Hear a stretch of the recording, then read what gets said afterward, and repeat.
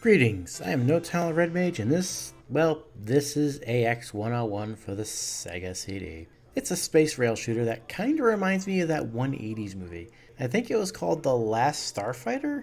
Might be wrong, it's been about 30-ish years now since it was syndicated last on TV. How do I describe this oddball of a game?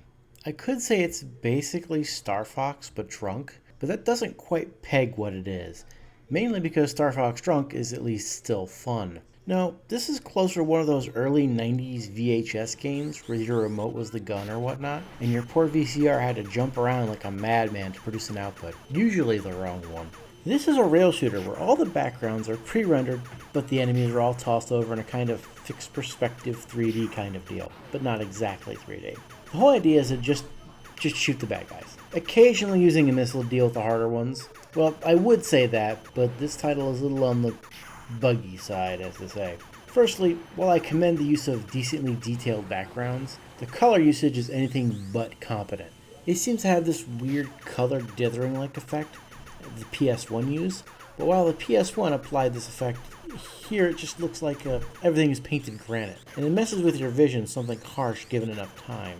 The story is both a fine line between incredibly bad and 80s space cheese. It's certainly fanfiction bad, but not to the point where it's Sonic fanfiction bad. Oh, and for your own sanity, do not look that up. I know you're going to anyways, but you have been warned.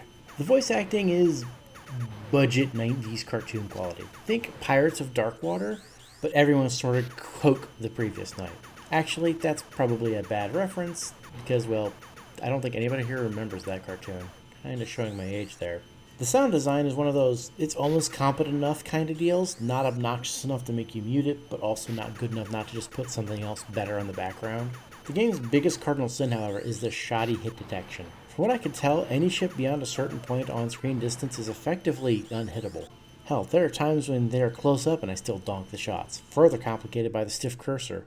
This sometimes results in unwanted or unavoidable damage, but thankfully the entire game is a little on the easy side. This title would have been said, decent enough, say it was made in 1991, but seeing as it came out a year-ish after Star Fox, it's little more than a pale imitation of a far superior game. Had this game come out, say, on the PS1 a year-ish later, it might have been better. Still cheese, but at least the PS1 could handle 3D environments well enough to give AX101 a fighting chance. Sadly, it's little more than an oddity, doomed to obscurity in an equally obscure platform. Depressing, isn't it? I'll see you next time.